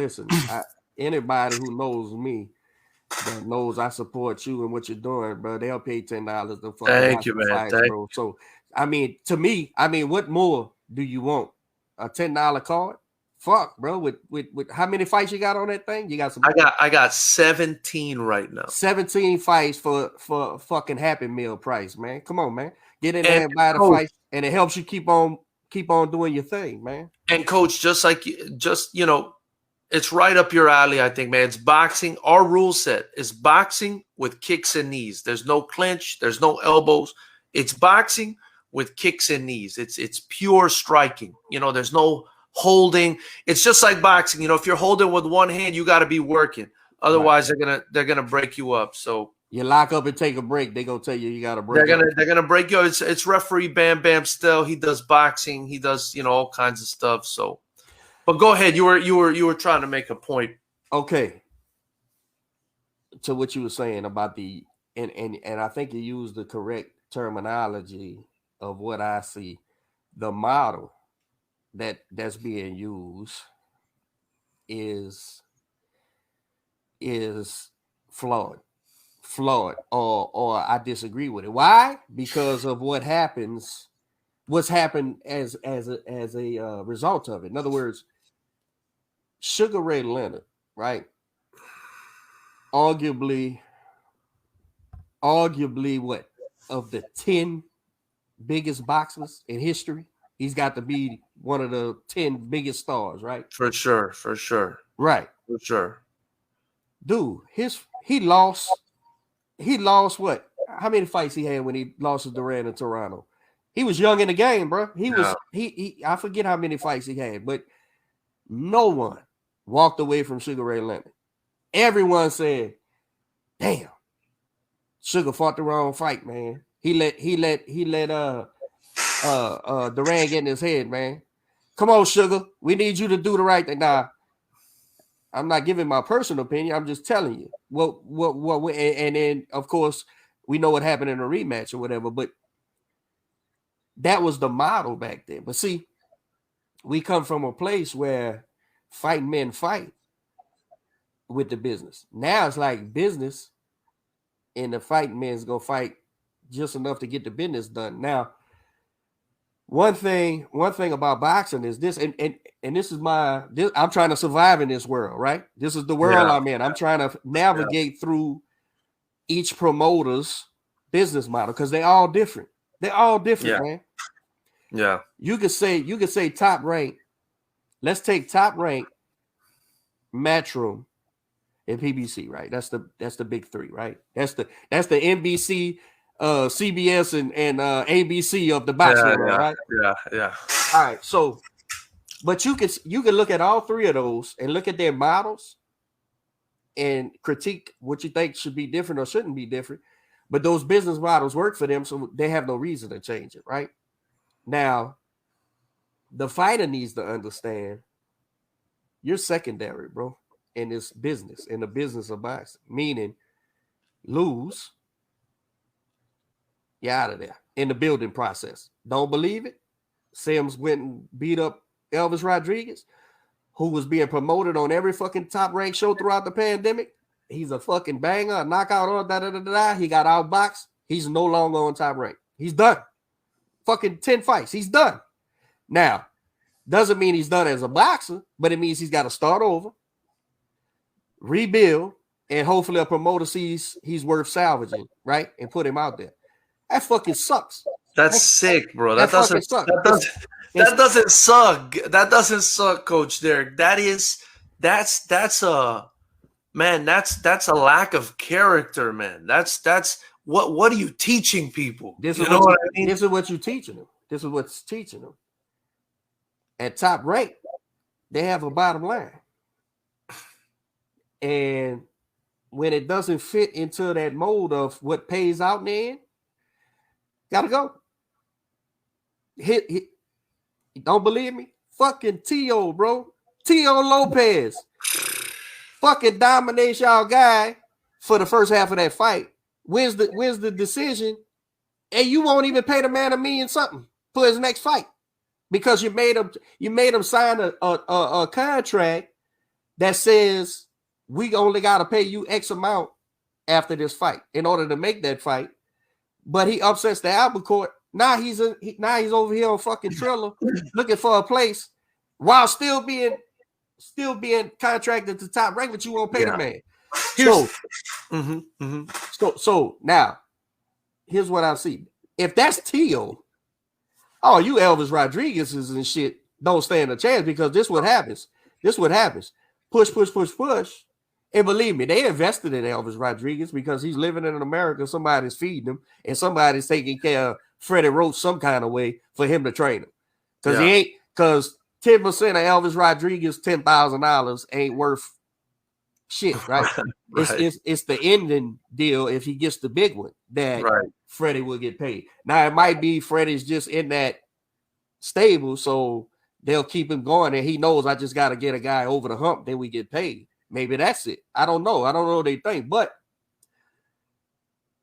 Top Rank has a fucking system. And with the new prospects, let's call them prospects. Let's call my guy, Troy. All them guys who's in the Olympics, who went pro, not in the Olympics, right? Because the Olympic qualifier didn't happen. So they had to go back and offer these kids a situation where they could fight for the U.S. Troy, I don't believe Keyshawn signed the top rank, but Troy, Duke, Elvis, all these crops of prospects they building. Guess what? Lose, y'all. Here comes the next one. Who's the next guy we pulling in? And I'm sure they have they coaches, set of coaches or matchmakers or whoever they're using. Who's up next with you? Oh, I got this kid, Willie. Willie, come on. Put Willie in there. Let's see what Willie does. Willie loses, you out of there. Now, I happen to think, and I had Kenny on here last week, who upset Elvis, right? Kenny lost a couple fights early on after being a Army standout, and he learned quick how quick that loss matters early in his career. And now he's not with a promoter, he's got management, but guess what? That kid knows what he's fighting for. That kid knows when he got the shot against Elvis, I'm going to beat the shit out of you. Yeah. And you out of there because why? I done lost a couple fights and I realized how quick you go from prospect to, hey man, I got a welterweight fight for Kenny Sales for $8,000. But they don't allow the chance for redemption. They don't allow the chance for a story like that. Now, that's Top Rank. Now let me take that, put that to the side. Let's take PBC. PBC's model seems to be, we're not gonna put our fighters in a dangerous fight. But if they do get beat, they out the fucking door too. Because if they didn't make it past the prospect stage to contention stage, they out the fucking door too. The problem over there, as I see it, is you do that. Now, Wilder's a perfect example. Look at the Wilderites. What you want to call them? The Wilder, God, man. The Wilder fucking. Yeah, the fans. Okay, those guys absolutely believe that Deontay Wilder matched Muhammad Ali's 10 defense. They bought that shit. They believe that shit. They absolute difference was Muhammad Ali was the heavyweight champion. This guy held the title. It's a big fucking difference. Big is night day. But these are the same guys who told you what the fuck is lineal. What the fuck? That don't matter. That ain't no real title.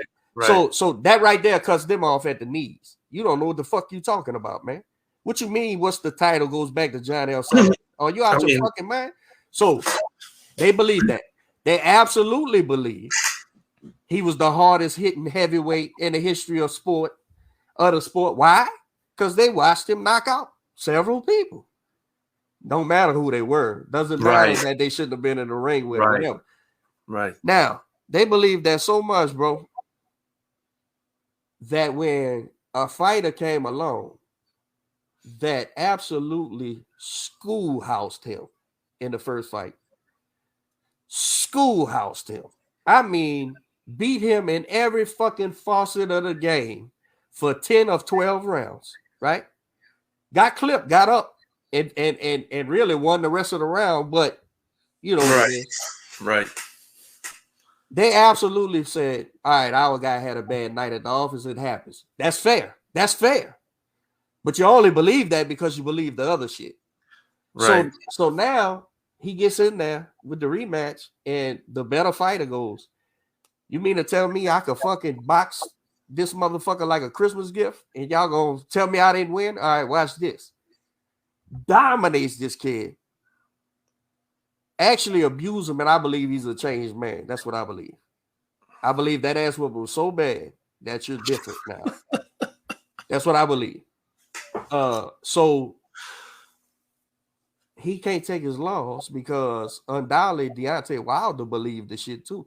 Right. Deontay Wilder believed he matched Ali's titles. Right. Deontay Wilder believes he's the hardest hitting. It's hilarious. It's laughable, man. It's laughable. So when a guy says, "Look at his gloves, look at it. Oh, look at Mark Breland. You told him don't never stop a fight. He stopped the fight. Look at Andre Durrell. You heard him? I heard him. I heard him say stop the fight. Yeah, because he cared about you.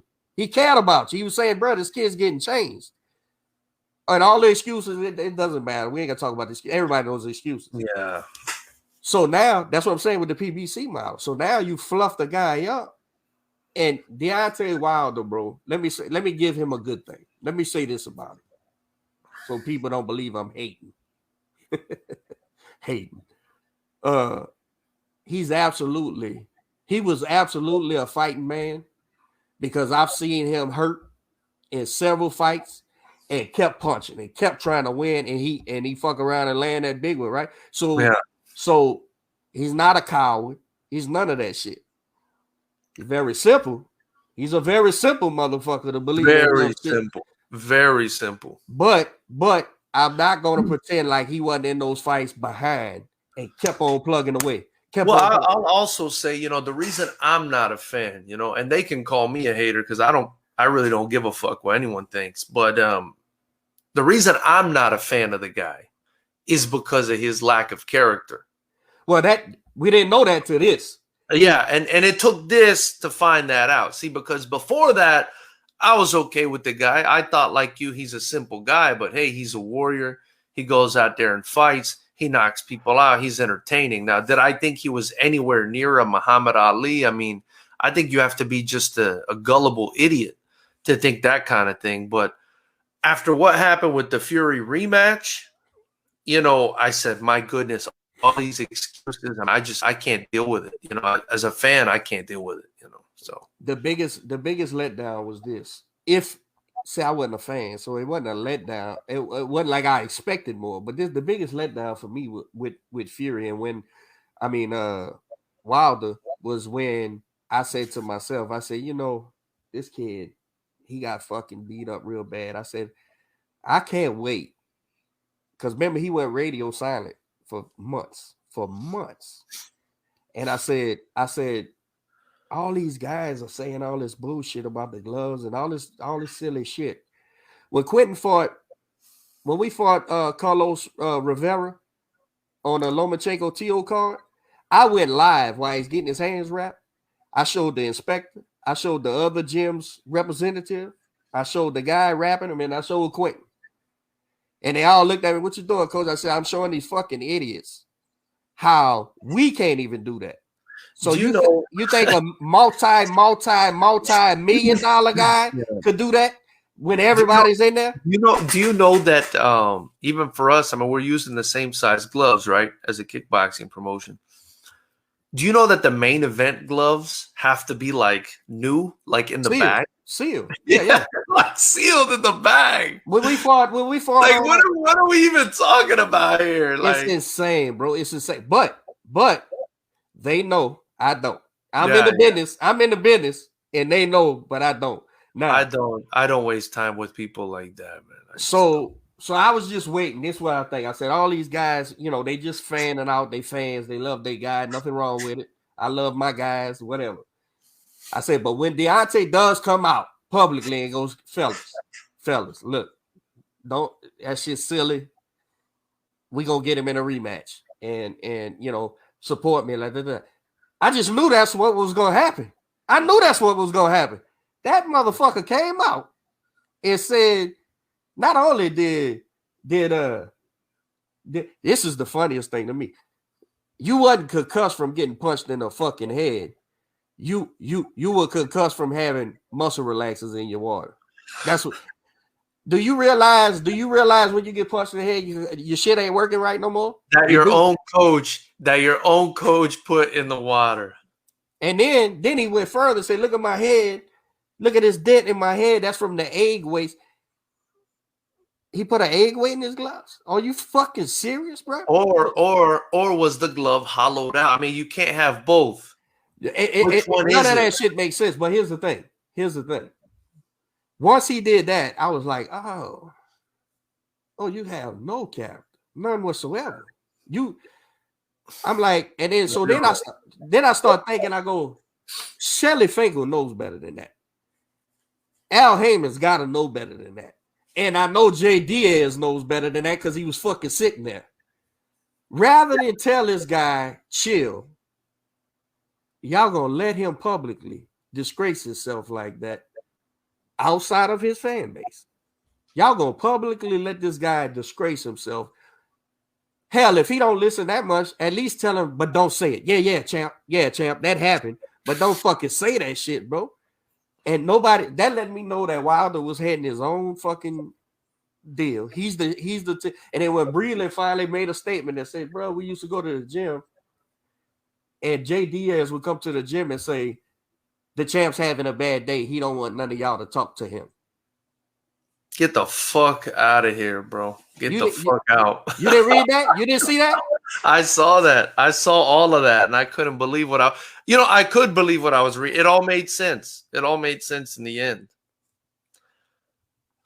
The guy needs help, man. The guy needs help, but I don't know if you can help somebody who has no character. That's something, you're brought up with, man. So now, yeah, it's like floundering. It's like a fish out of water, and he don't know how to deal with it, so he's latched on to this shit. Now, I don't know his trainer. I don't know none of them guys, but I know them guys are facilitating that shit. Now why Wilder bears his own responsibility for the shit he does. I'm not blaming no grown adult motherfuckers for another adult shit. But you mean to tell me you have no friends, bro? You have nobody.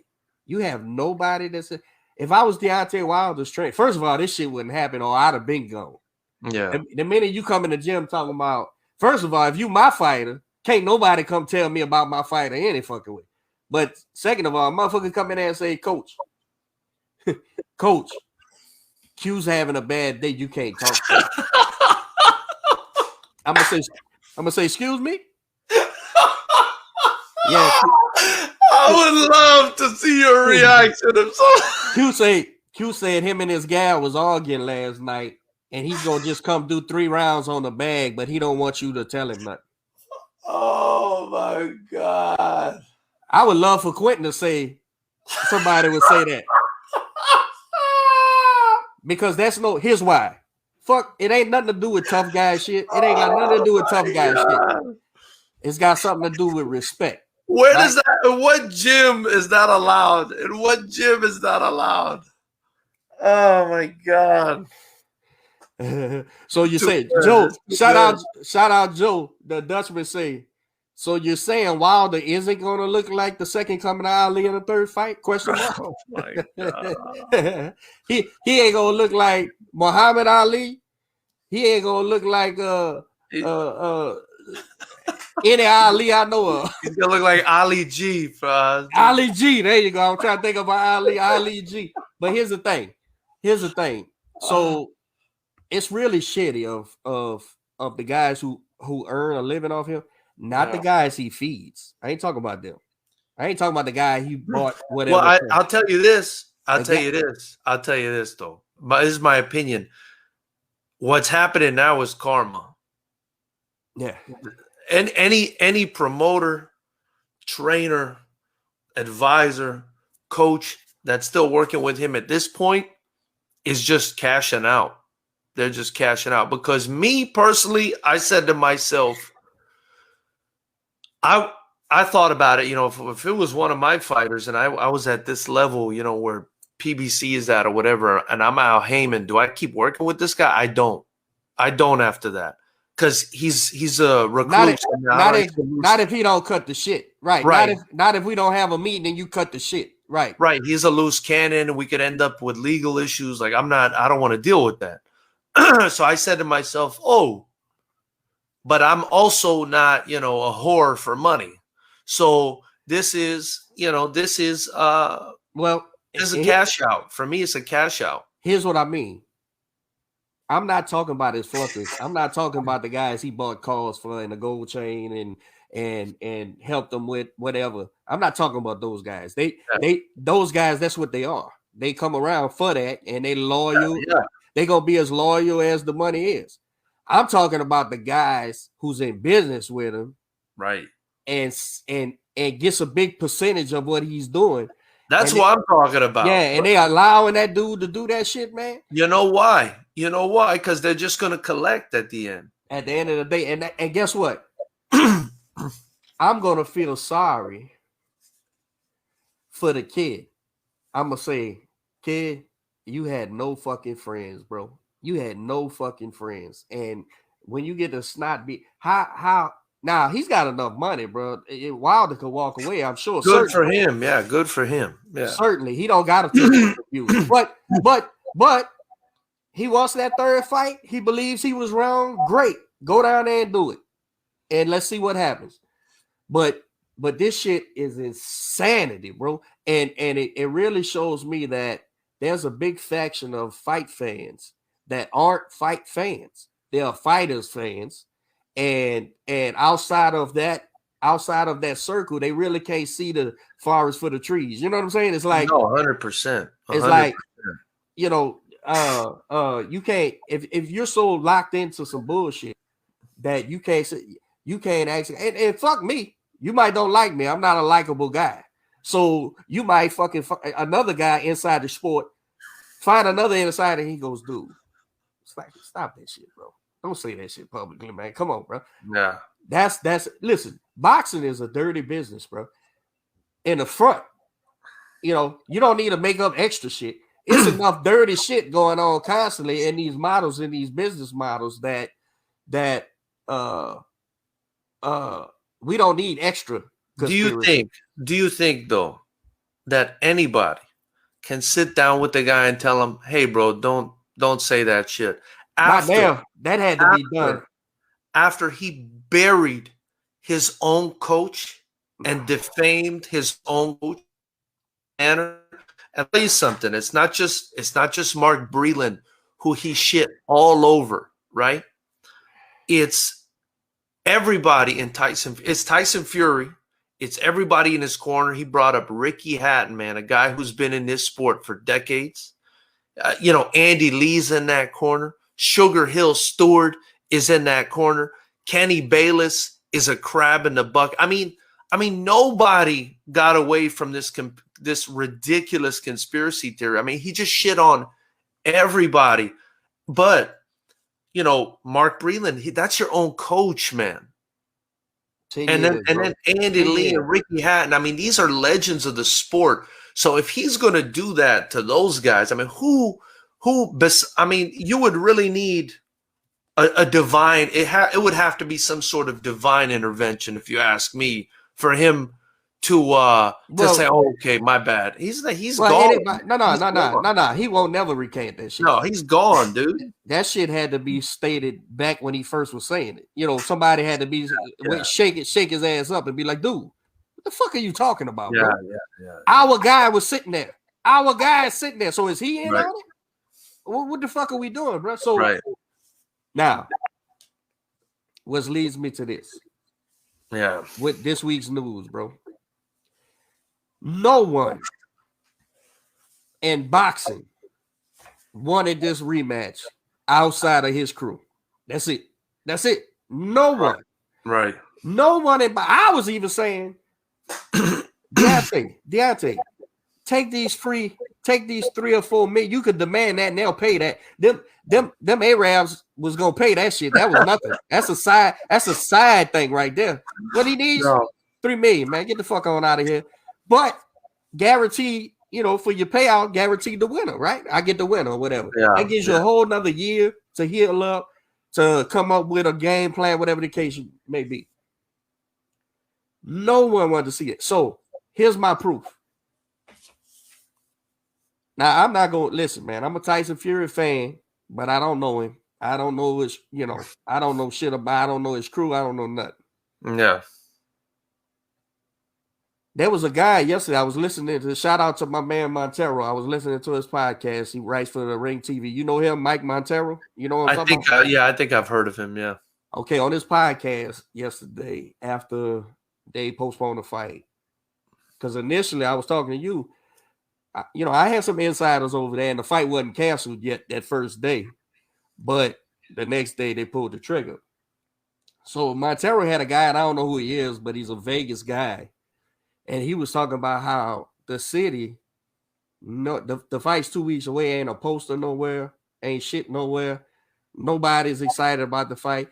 And they had a rush of tickets initially the first week. And since then, shit. Nobody. And I was like, of course not. Nobody wants to see that fucking fight. It's not competitive. They fought 19 fucking rounds, and Deontay Wilder won 2 because of knockdowns. One was a flash that didn't hurt Fury. Right. And second, he hurt him, but he got up. Of course, nobody wants to see the fight. It's not fucking competitive, bro. I agree. And we can have the first undisputed champion of the world since Lennox Lewis. That's what disappointed me. That was my disappointment. Nobody wants. Listen, man. I'm not all excited about no English. From a cultural standpoint, right?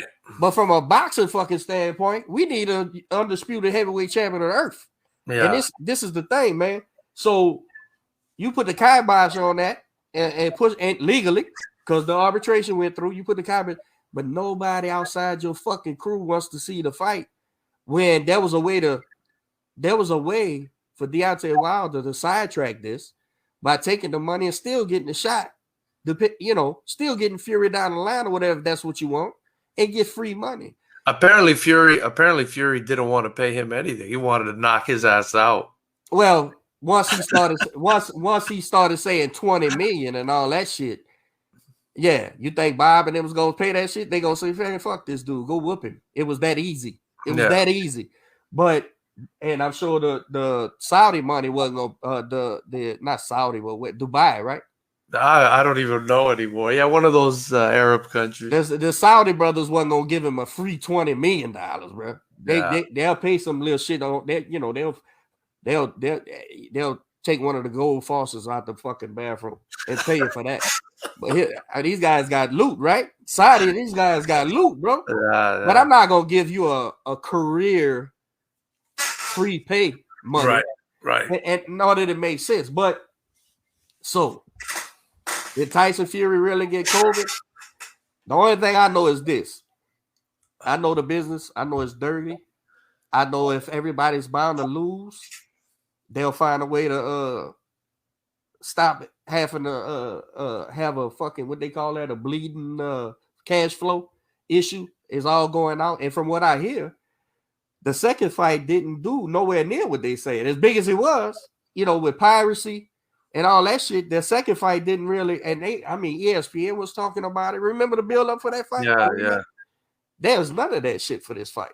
This was almost like, you know what this fight was, bro? This fight was forced what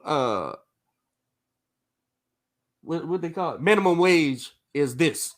Why? Because it should be. That's what this fight was. Yeah. This fight is, you got to do it. Why? Because he had a contract.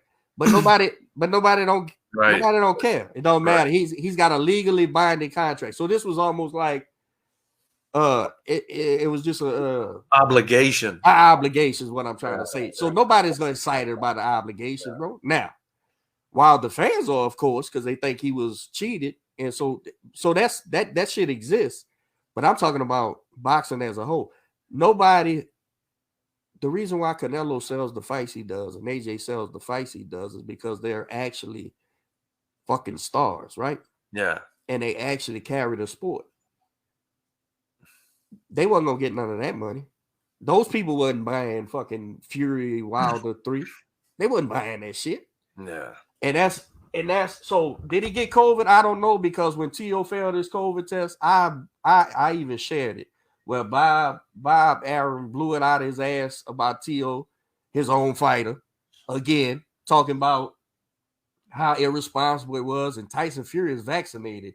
And I talked to Shelly, and Shelly said the whole Wilder team is vaccinated. So if y'all all vaccinated, what the hell's happening? Yeah.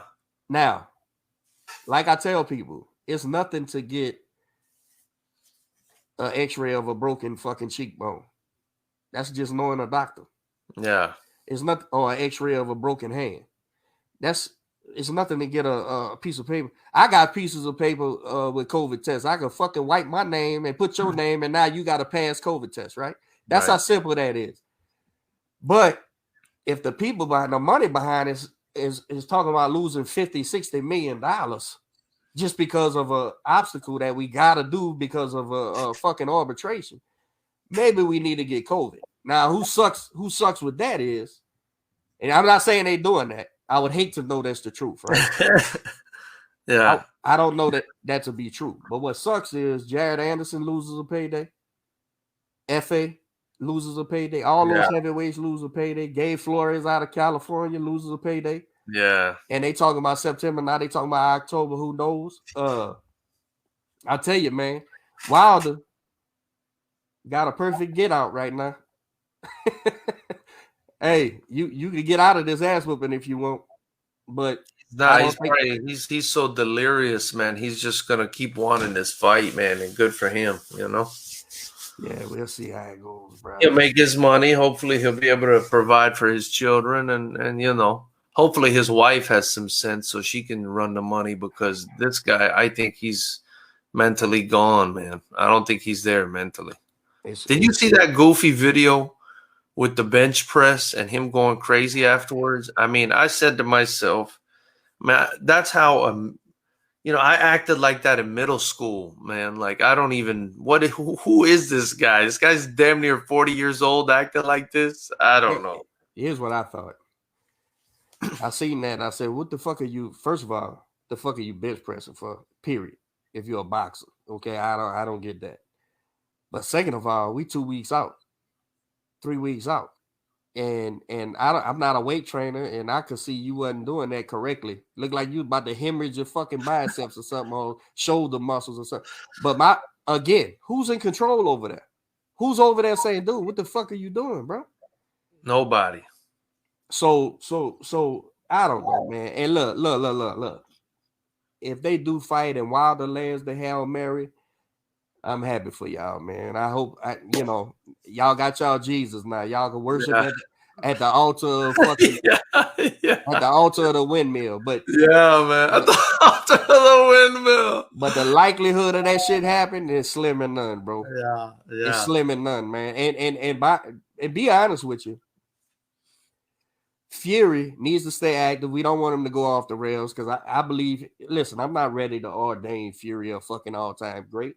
But does he keep fighting and become that? Sure. If he don't go off the rails and shit, that guy's special. He's special. Yeah. He's special because he's a fucking giant and he can fight.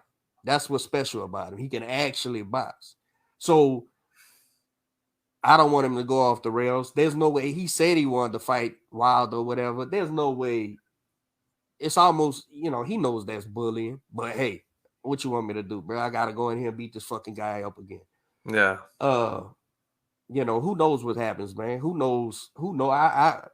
This business is crazy, bro. A part of me feels worried for Wilder, like he's gonna get hurt bad in this next fight.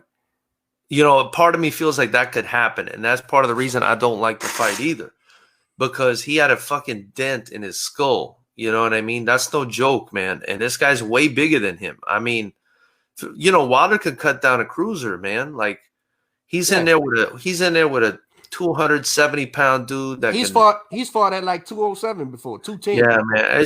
It's a bad situation, man. I mean, he can, and with the way he acts, like he's just not smart. Maybe he's just not smart enough to like really tap out when he needs to tap out, and Mark Breland might have really saved him in that fight, and I don't know, man. I just think it's scary, man. I've been clear about it. I would have stopped it in the fifth, I think. So, and I think Mark Breland was trying to stop it, and they had some problems in that corner. But, I believe he was changed that night, and I don't believe he was ever a fucking map maker. He was never a goddamn mathematician anyway. But this shit didn't help. And we'll see, man. We'll see. I know. the fight, I'm guessing, got to happen. So when it happens, we'll see, man. Now, if Tyson really does have COVID, maybe that helps. Maybe that helps Wilder, because that's if that debilitates him bad, that's lungs, bro. That's real. Yeah. And that's a big boy, man. He's carrying a lot of motherfucking weight around. Yeah. So maybe it helps him. I don't know, bro. I don't fucking know, man. But the ability is just not there for him. It's gonna always be a matchup, a bad matchup. He's always liable to get hurt bad. Yeah. And that's what I think will happen. But if he does got it, now I do know from sources there was a COVID outbreak in Fury's gym. There was some people tested positive, which caused all the but I haven't heard. I didn't hear Jared or FA or none of them say they got COVID, and so Fury has tested positive. So who knows, man? Who knows, bro? Oh, I think Andy Lee test positive for COVID. I think they said Andy Lee and somebody else tested positive as well, but I don't know, bro. It's all speculation. Nobody knows for sure. And the business of boxing, bro. And if this fight wasn't making no money, if they wasn't getting no buys, they wasn't getting no pushes because nobody wanted it. So it was basically we doing this shit out of obligation. It's a good way to kill it. Yeah, man. But hey, man, we've been on here a while, brother. Yeah, man. Yeah. This was good conversation, man. I know we can keep talking forever, but Fighters Rep, man, to order Fighters Rep 10 on August, what's the date? August 13th. It's a Friday night. Just go to fightersrep.com or head to our YouTube channel, hit the join button, and you'll be able to watch it for just $9.99 in the community tab, man. It's going to be incredible. Stand and bang. The guys, there's no, like in boxing, there's no clinch. It's going to be a lot of great technique, a lot of great fights, a lot of very tough guys at the highest level going at it, So hope you guys tune in, man. Really appreciate you guys having me on. I'll say this as well to all our supporters that go ahead and go to the Fighters Rep channel on YouTube and subscribe, because George does great analysis after the fights. Right after the fights, man, boxing matches. I don't know if you do the MMA and stuff, but sometimes right after the boxing matches, bro, you go live, dude, and do a good 30 minutes, an hour on recapping the shows, man. It's always, like I told you, it's always good. You always see what's happening the same way I see it. So appreciate it, man. I think people would benefit from supporting the channel, and they could learn something too, besides supporting the kickboxing. I wanted to mention one more guy for you. He's in Texas. Troy Dorsey, former boxing champion from Mansfield, Texas. Okay. Also a former kickboxing champion. And Bam always brings him up to me because he held both simultaneously. Nice. Kickboxing and boxing. So that's a Texas guy that, I kind of wanted to toss your way for you guys, Good deal, brother. Appreciate you as always, man. Thank you, man. This is great, man. This was great. Thank you so much. Really appreciate it, Coach. And anything I can do for you guys let me know, man. Absolutely, bro. Talk to you later, man. Yeah, man. Have a good one. No.